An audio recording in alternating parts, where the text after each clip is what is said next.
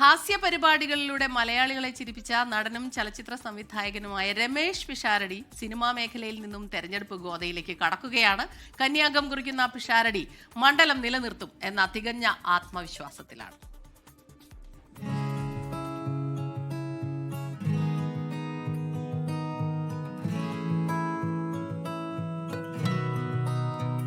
അബ്രപാളിയിലെ വെള്ളിത്തിളക്കത്തിൽ നിന്ന് രാഷ്ട്രീയ പോരാട്ടം നിറഞ്ഞ തിരഞ്ഞെടുപ്പ് അങ്കക്കളത്തിലേക്ക് ചേക്കേറുകയാണ് രമേശ് പിഷാരടി. സ്കൂൾ, കോളേജ് തലങ്ങളിലും പിഷാരടി മത്സരച്ചൂട് അറിഞ്ഞിട്ടില്ല. എന്നാൽ മത്സരാർത്ഥികളെ വിജയിപ്പിക്കാൻ മുൻപന്തിയിലുണ്ടാകാറുണ്ട്. നിയമസഭ, ലോക്സഭ ഉൾപ്പെടെയുള്ള കോൺഗ്രസിന്റെ തിരഞ്ഞെടുപ്പ് പ്രചാരണ വേദികളിൽ സ്റ്റാർ പ്രചാരകനായി പിഷാരടി എത്താറുണ്ട്.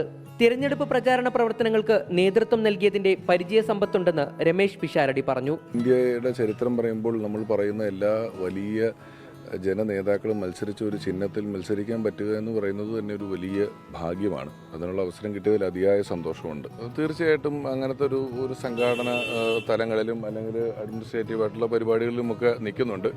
കലയും മറ്റേ നമുക്ക് ഉപജീവനമായിട്ട് നടക്കുന്നത് കൊണ്ട് അങ്ങനെ ആയിരുന്നു എന്നേ ഉള്ളൂ. ഞാനിത് വളരെ അടുത്ത് ഇടപഴകുന്ന, അടുത്തറിയാവുന്ന ഒരു പ്രദേശം തന്നെയാണ്. താരപരിവേഷം തിരഞ്ഞെടുപ്പ് പ്രചാരണ പ്രവർത്തനങ്ങൾക്ക് ഗുണമാകുമെന്ന പ്രതീക്ഷ UDF ക്യാമ്പിനുണ്ട്. വൻ ഭൂരിപക്ഷത്തിൽ വിജയിച്ച് മണ്ഡലം നിലനിർത്താൻ കഴിയുമെന്ന ഉറച്ച ആത്മവിശ്വാസത്തിലാണ് രമേശ് പിഷാരടിയും. ഷാരിഖ് നവാസ്, 24, പാലക്കാട്. ലോകത്തെവിടെയായാലും ഏത് സമയത്തും 24 വാർത്തകളും ഓഗ്മെന്റഡ് റിയാലിറ്റി പാക്കേജുകളും എക്സ്പ്ലെയിനറുകളും വിശദമായി കാണാൻ ഞങ്ങളുടെ YouTube ചാനൽ നിങ്ങൾക്ക് സബ്സ്ക്രൈബ് ചെയ്യാം.